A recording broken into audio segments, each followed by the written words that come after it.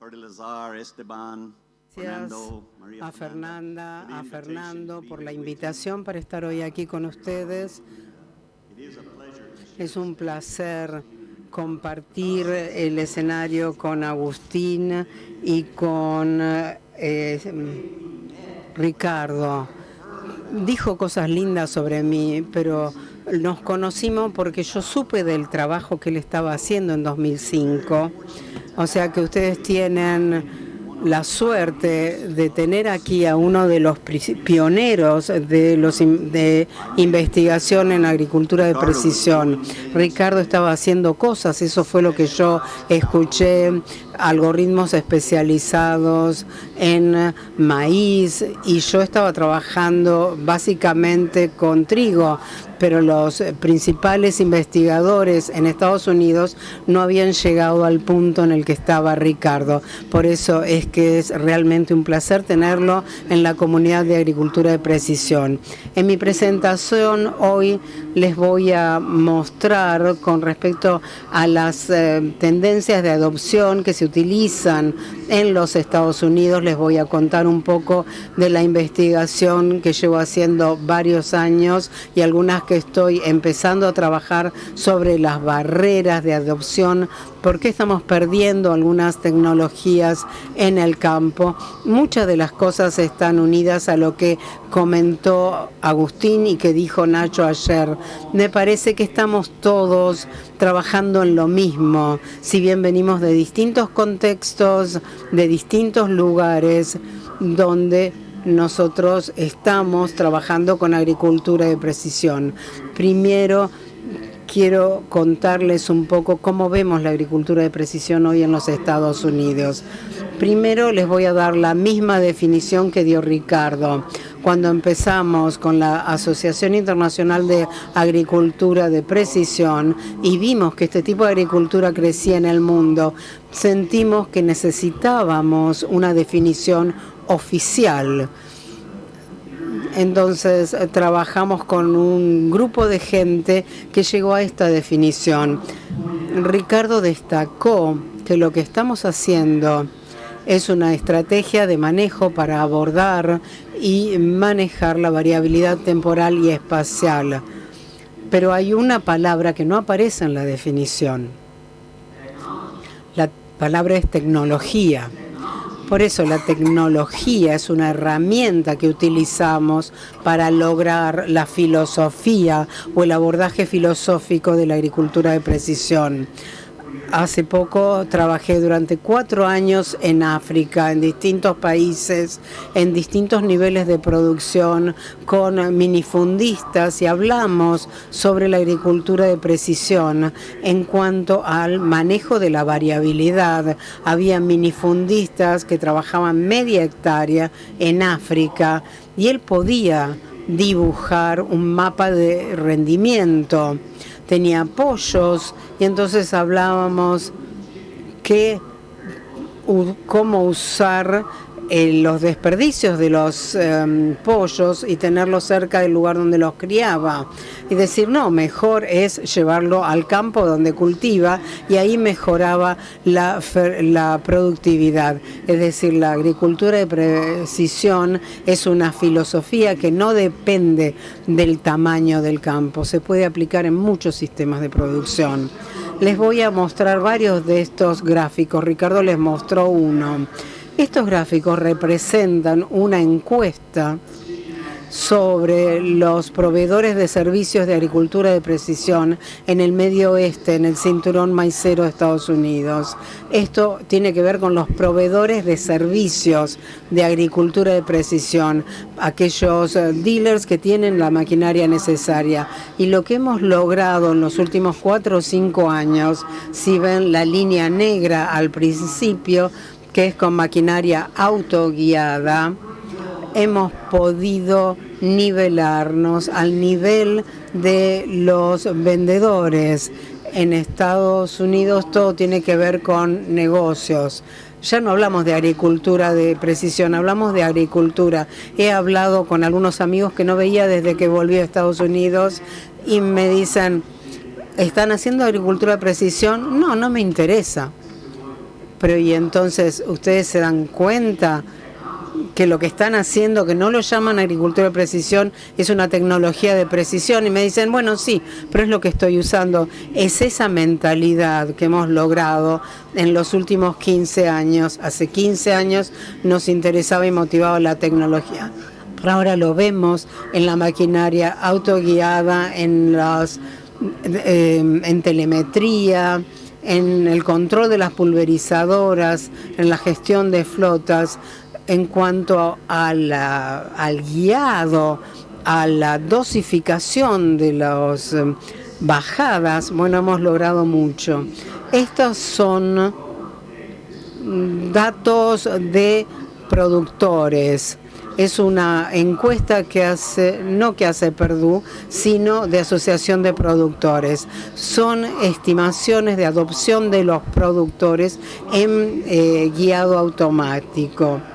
Tenemos cerca del 90% de vendedores de maquinaria con autoguiado y tenemos 65 a 70% de adopción en los campos. Otras herramientas que hemos estado rastreando durante o siguiendo en realidad durante varios años. Acá empezamos en 1997 y lo hemos seguido haciendo durante muchos años. Lo que siempre lideró el camino en cuanto a la tecnología de precisión y el manejo ha estado del lado del muestreo de suelos, haciéndolo con mucha precisión. Esto ha sido lo más adoptado. Estos son muestreos de zona, de áreas, utilizando distintos tipos de muestreos en grillas, que es ahora más común. Lo que se hace en grilla más que en zonas, pero ahora estamos viendo que están haciéndose mucho más muestreo de manejo, basado en manejo, para lograr mapas de fertilidad. Hay una conexión aquí. Otra de las cosas que uno ve en la línea azul, vemos un gran aumento de las imágenes satelitales, que cayó porque aumentó la toma de imágenes con drones, que es una tecnología que se ha adoptado mucho. Estas imágenes por drones están 65-70% en los próximos 2 años, estamos seguros. Este es un área donde los vendedores están muy entusiasmados con las oportunidades porque están incorporando este tipo de toma de imágenes. Primero había dificultades en cómo manejar las imágenes. El dron genera muchas imágenes, después se las reúne, hay que utilizar un software, pero en este momento tenemos oportunidades más amigables con el usuario, más fáciles de usar. Y vemos mapas, hablamos, ya estamos ahí en el 30% como tasa de adopción. Es algo que cuando encontramos el mejor valor, vemos el mapa de textura y uno cuando tiene esto no es un parámetro de suelo que va a cambiar mucho a lo largo de los años. Por eso ahí estamos bastante en una especie de meseta. Ahora, en cuanto a el sensor de clorofila, es otra línea verde. Esto tiene que ver con un escaneo rápido que miden la cantidad de luz que se refleja de las plantas. Es una tecnología que Ricardo y yo hemos estado utilizando, desarrollando los algoritmos durante muchos años.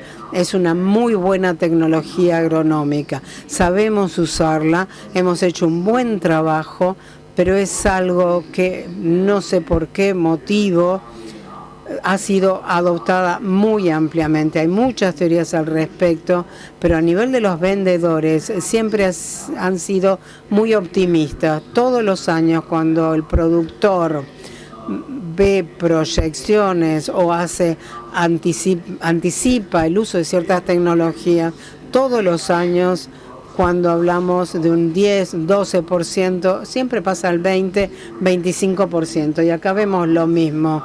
Un 20% que ha aumentado.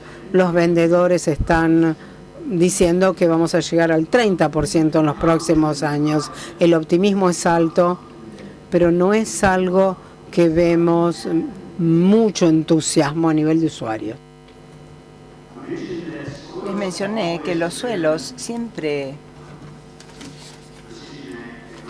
han liderado la agricultura de precisión, y esto aquí podemos verlo con la variabilidad de la aplicación de fertilizantes. 20% de los vendedores ya podían tener dosis variables para la aplicación. Aquí podemos ver que era mucho más fácil cuando comenzamos con los mapas de prescripción, pero podemos ver que nosotros hemos visto que esto se ha nivelado a nivel de fertilidad, también el sembrado, un crecimiento bastante estable a nivel de las concesionarias y vendedores. Nosotros podemos ver un crecimiento esperado en la línea rosa. Esta es la aplicación mediante el uso de drones. Y cuando nosotros pensamos que esto va a ser aplicación específica al sitio de plaguicidas, entonces los agentes químicos para protección de cultivos, lo único que yo he visto que se ha utilizado frecuentemente con respecto a dosis variables de plaguicidas, también los herbicidas, fungicidas, los cambios de dosis justifican un abordaje variable. Entonces ha sido más una situación de pulverizar o no. Y ahora con los drones es mucho más fácil hacer este tipo de aplicaciones. Y yo creo que el optimismo y el crecimiento esperado yace, es decir, la aplicación mediante el uso de drones. Con respecto a la rentabilidad de los servicios de precisión, nosotros podemos ver que la rentabilidad con respecto al uso de fertilizantes, muestreo de suelo de precisión, y también podemos ver que los vendedores están ganando dinero, por ejemplo, con las imágenes satelitales, los monitores de rendimiento, las imágenes de drones. Esto es lo que nosotros hacemos, y Ignacio lo mencionó anteriormente. Nosotros realmente habíamos estado haciendo mapas de rendimiento desde la década del 80, pero en los últimos 20 años estamos utilizando estos mapas como para lograr algún objetivo o resultado.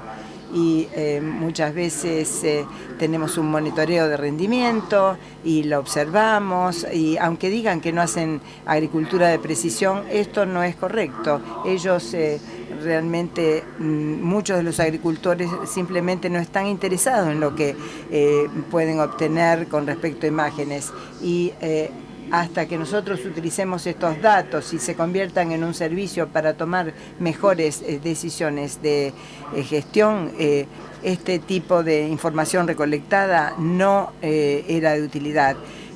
Realmente nos tiene que ayudar para tomar una decisión inteligente a nivel del establecimiento. Con respecto a las aplicaciones de fertilizantes a dosis variables, tenemos diferentes beneficios, y Ricardo lo cubrió muy bien. Podemos disminuir los costos, tener mejores rendimientos y menores riesgos.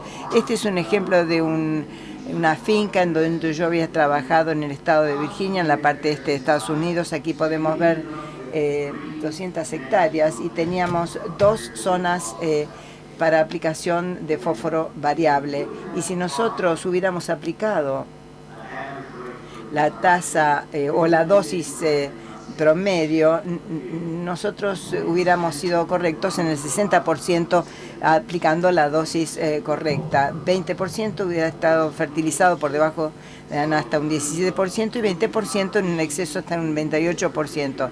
En este caso particular, el productor aplicó menos fertilizantes en total que si nosotros hubiéramos utilizado una dosis promedio para todo el campo. Esto no ocurre siempre. He trabajado con otros establecimientos en donde distribuimos el fertilizante. 1/3 del campo no recibió ningún tipo de fertilizantes. Este es uno de nuestros desafíos al vender la tecnología a los productores.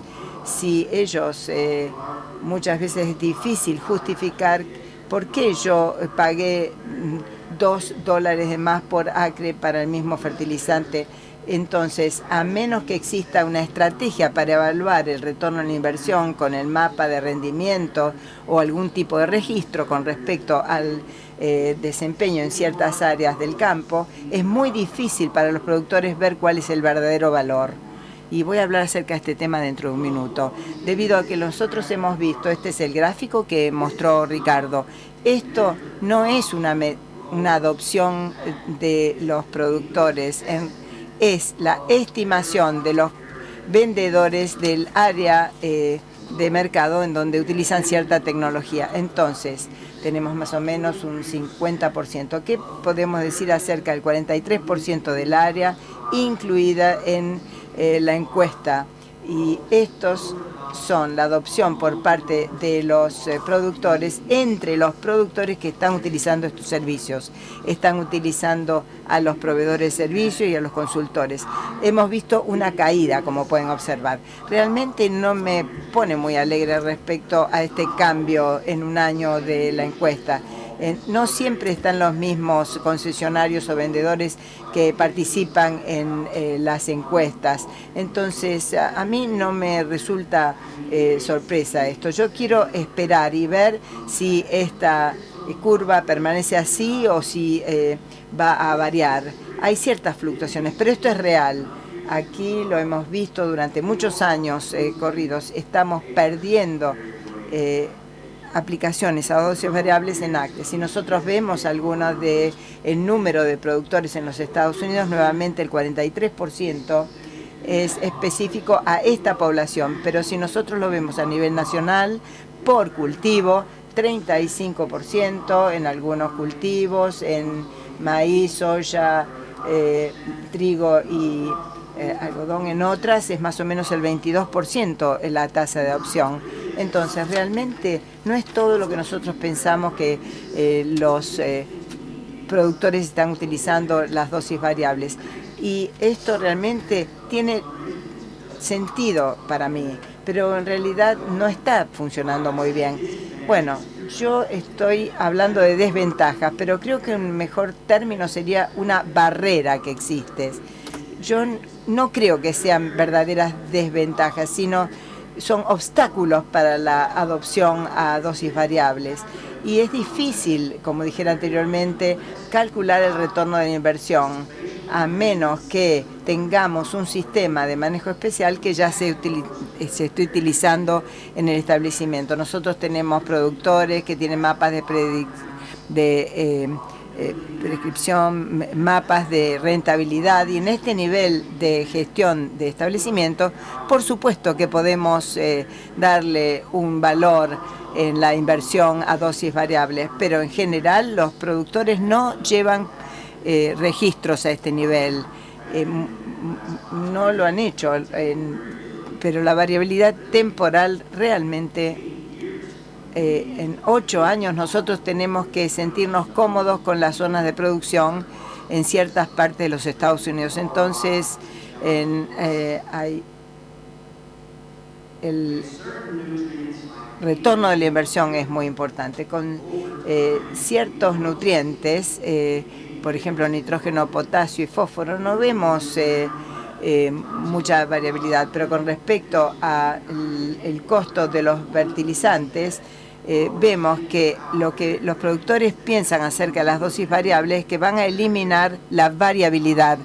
Y Agustín ya lo mencionó anteriormente, sí, que nosotros podemos aumentar la aplicación en algunas áreas y maximizar el potencial en estas áreas, pero podemos ver que las diferentes áreas del campo tienen diferentes potenciales. En algunas zonas siempre vamos a tener un menor rinde. Entonces, el manejo de dosis variables, nosotros tenemos que manejarlos en este nivel. Tenemos que pensar en donde en algún punto asumimos erróneamente que vamos a tener un mejor rinde. Y no es la intención de la agricultura de precisión, sino que es manejar cada área del campo para llevarlo a su máximo potencial. Y también podemos ver otra área. Las eficiencias que logramos son relativamente pequeñas. Bueno, Agustín demostró la variación extrema en muchos de los campos que él maneja. Y Fernando ayer ha demostrado la eficiencia del uso de fósforo. Las cifras no son el 70%, sino que es la naturaleza del ciclo de fósforo en el sistema de suelo-planta, que no vamos a no vamos a recuperar un gran porcentaje de los fertilizantes. Muchas veces esto se recupera con nitrógeno, pero en realidad todos son nutrientes evaluados a nivel del suelo. Los cambios significativos son pequeños y con este tipo de información los productores realmente no la están adoptando rápidamente. Lo que nosotros hemos considerado mucho últimamente es que los productores todavía no consideran la causa y efecto con la variabilidad espacial. Voy a darles más detalles a lo largo de la presentación, pero podemos ver que tenemos este error en la concepción de que yo le puedo dar absolutamente todo para que tenga el mismo rendimiento. ¿Por qué yo no puedo tener un buen resultado a nivel uniforme? Pero tengo que comprender todo con respecto a los aspectos biológicos y químicos que no solo están afectando la disponibilidad de los nutrientes, también la accesibilidad de las plantas para llegar a estos nutrientes, la demanda de la planta versus la oferta del suelo. Es un sistema sumamente dinámico con el hecho de llegar al sistema de precisión. Entonces, este es otro desafío que tenemos, pero estas son áreas en donde nosotros tenemos que dedicar más tiempo para investigar. Y lo que nosotros pensamos y hemos investigado cuando yo estaba en el Instituto de Nutrición de Plantas 2 años atrás, comenzamos un proyecto en el estado de Kentucky, en el cordón maicero, en donde nosotros estudiamos las recomendaciones basadas en la toma de muestras de suelo. Y esto aplicamos en la agricultura de precisión, porque estos sistemas eran precisos décadas atrás. Pero ahora estamos hablando acerca de precisión, que ustedes saben que es algo diferente. Y cuando nosotros hablamos acerca del muestreo, el análisis de los suelos, la interpretación de los resultados y realizar recomendaciones sobre fertilización, nosotros tenemos precisión que protege las muestras y estamos aplicando con precisión al fertilizante, pero con respecto a la interpretación de los resultados analíticos y el aporte de recomendaciones, nosotros tenemos que modificarlo a nivel de la fertilidad del suelo. Esto lo vimos ayer, los datos de calibración y rendimiento. Es así como nosotros lo hicimos, como continuamos haciéndolos. Agustín mostró datos de calibración más recientes. Entonces, nosotros sabemos que a nivel de prueba de suelo, este es el nivel crítico que tenemos que alcanzar. Por debajo de esto hemos calibrado a un nivel de prueba de suelo. Necesitamos una cierta dosis de fertilizante como para optimizar el rendimiento. Esto es muy preciso, exacto para nosotros, pero la pregunta es, tomando este sistema tan preciso y aplicándolo al sistema de agricultura de precisión, tenemos que comprender qué es lo que tenemos y qué es lo que necesitamos para que esto funcione. Lo que tenemos en la agricultura de precisión es fertilizar a una alta resolución. La aplicación de precisión lo tenemos, podemos hacerlo con múltiples nutrientes, con un único nutriente mezclado con herbicidas.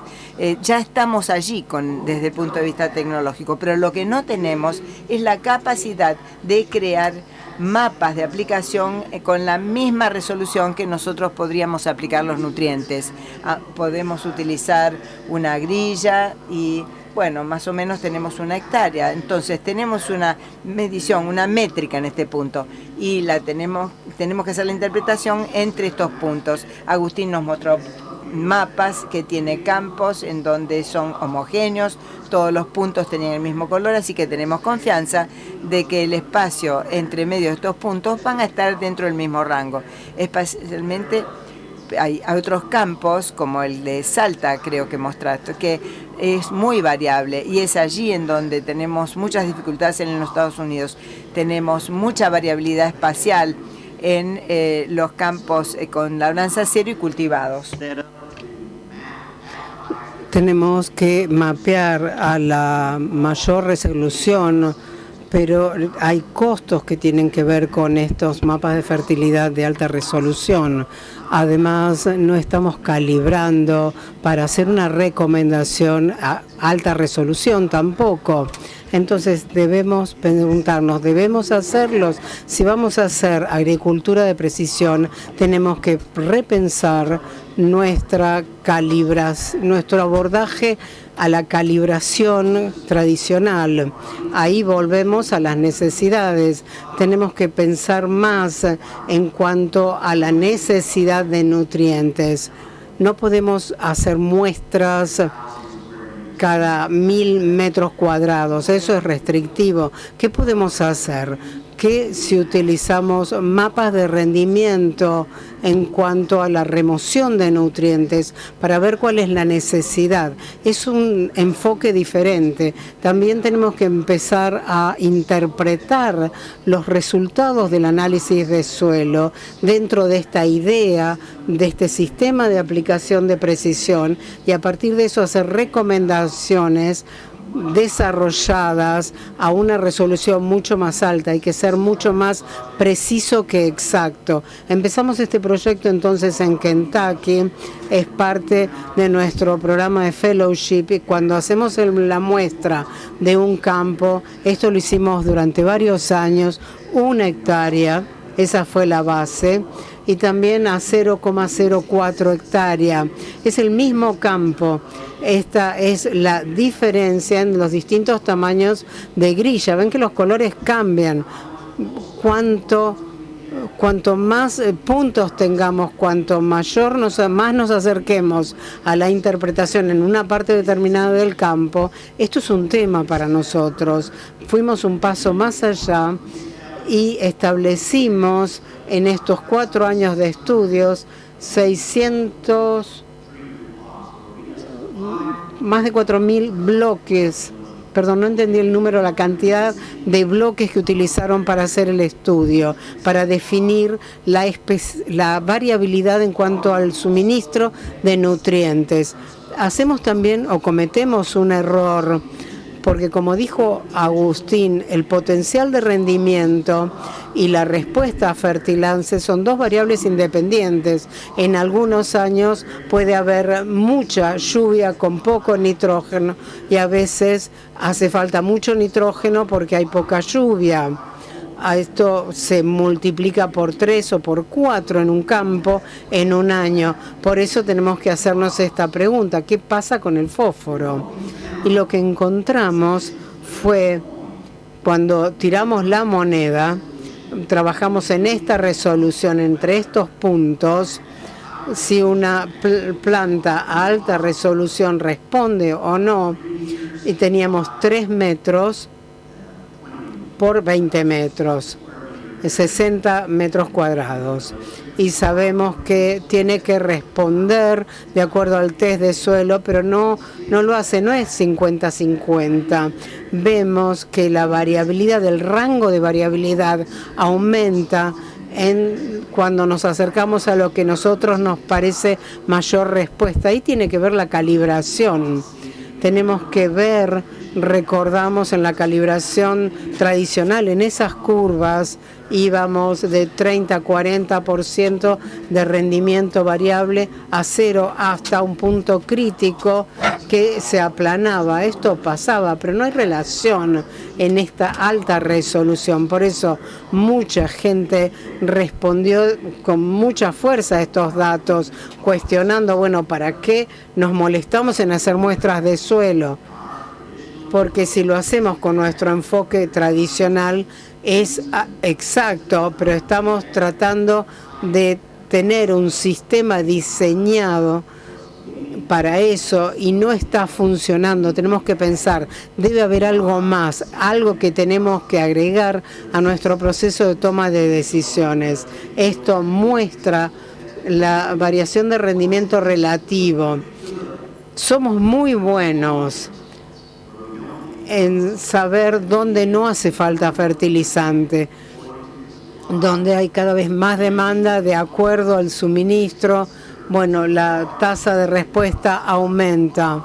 Hemos hecho hipótesis sobre muchos factores, además del suministro de nutrientes al suelo, textura, profundidad, muchas cosas con las que trabajamos. Estamos de acuerdo, pero tenemos que ser parte del proceso, además de la fertilidad del suelo. Esto es lo que estamos pensando. Esto es lo que los investigadores hicieron. Dijeron, bueno, nos parece, hicimos esta hipótesis de que la respuesta está determinada temprano en la campaña. Una vez que se desarrollan las raíces, estábamos hablando de un movimiento muy pequeño, porque el fósforo es muy móvil en el suelo. Y bueno, cuando vemos la zona de absorción de las raíces con el concepto del P-Bray, este tipo de objetivos indican que debe haber alguna restricción al principio de la campaña que no nos permite ver la respuesta al rendimiento.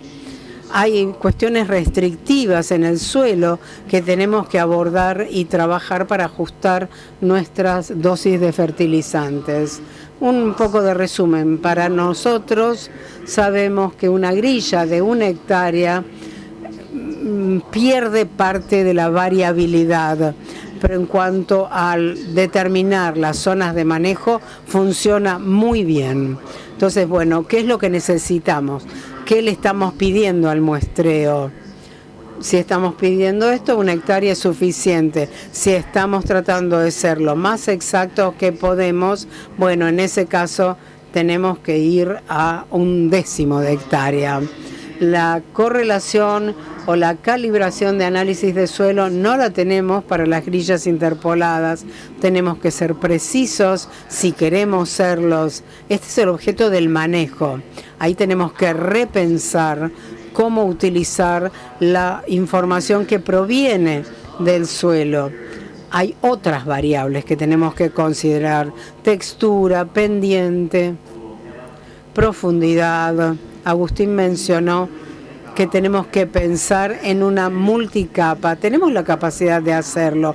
Estamos en un punto con los datos y los software y las capacidades de los software que podemos manejar muchas capas de información y podemos establecer sistemas de recomendación tan robustos como los datos de los que disponemos. Ahora, ¿qué estamos usando ahora en cuanto al manejo de zonas? Bueno, mapeo de suelo. Esto ha caído un poco. Los mapas de rendimiento funcionan bien, pero otra categoría, imágenes, esto va y viene, sube la tendencia, baja la tendencia. Normalmente esta es un área en imágenes de suelos francos o algún tipo de mapas. Ahí estamos usando, es lo que estamos usando para mapear las zonas en Estados Unidos. Esta me gusta porque muestra las fallas en nuestros sistemas de mapeo de suelo. Esta imagen, uno dice, bueno, hay 2 zonas en este campo, pero si pongo las distintas capas, muestra que hay 3.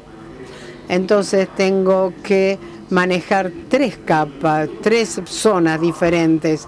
Ahora, si hacemos el de rendimiento, vemos que la primera respuesta o la primera idea era la correcta. Otras cosas que usamos son mapas de inventario, geológicos, de aplicación, muchas capas diferentes. Este es otro campo en el que trabajé, era más grande, cerca de 50 hectáreas, distintos suelos. El productor decía, bueno, estos son todos suelos buenos, los voy a manejar todos iguales.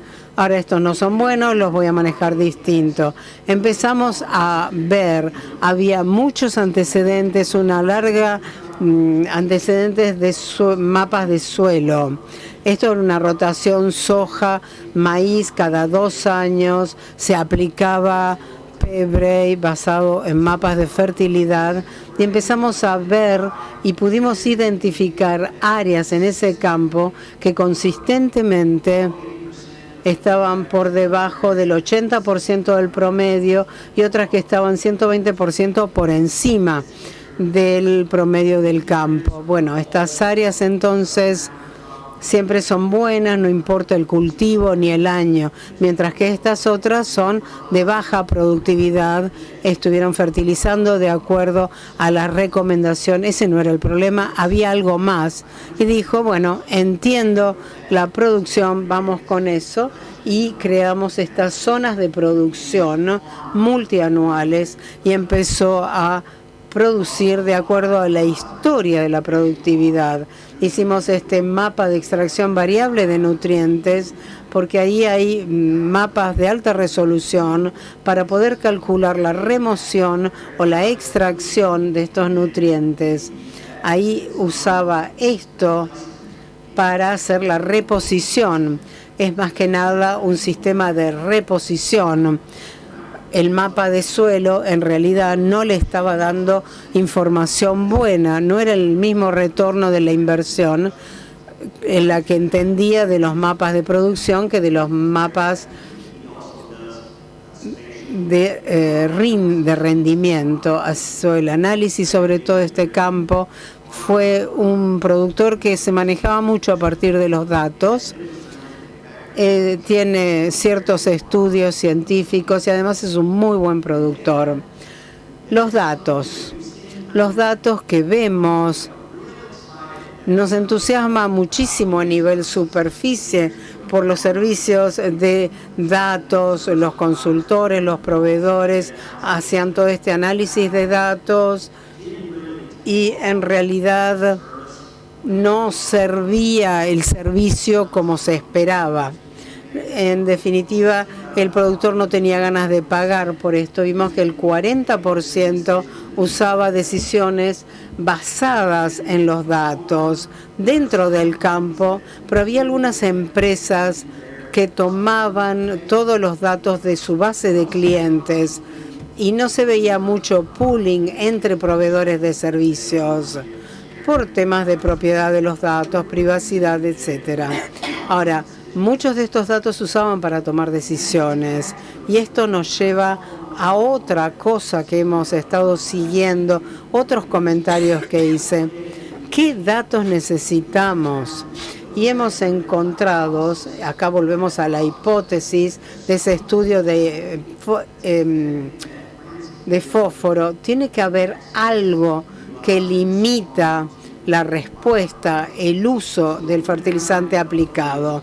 Fuimos a un par de campos, esto es bastante reciente, pero tomamos muestras a 4 pies de profundidad y fuimos a distintas áreas de productividad en el campo y tomamos muestras a 4 pies de profundidad.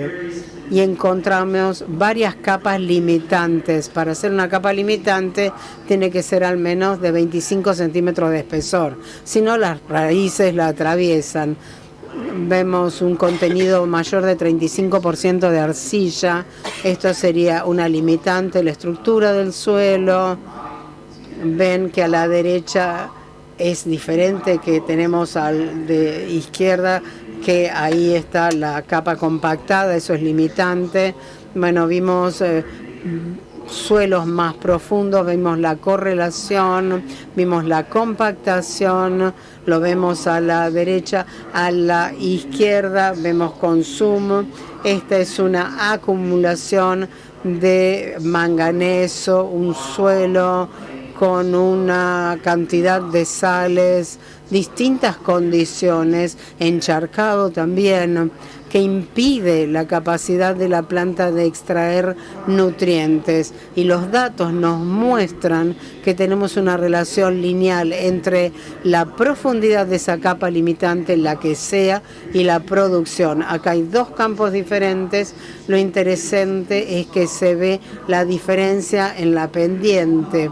Uno de los dos, no importa cuál sea la capa limitante, tiene un efecto más importante que la que tiene en en el otro campo. O sea, tenemos que investigar más para saber exactamente cuál es la capa limitante y vamos a usar mucho aprendizaje automático para ver cómo pensar esto, y hacia ese lado vamos. Tenemos este campo también de... What's interesting. Y lo que es interesante, ustedes se acuerdan esa línea naranja, aquí tenemos ahora trigo, lo que está afectando.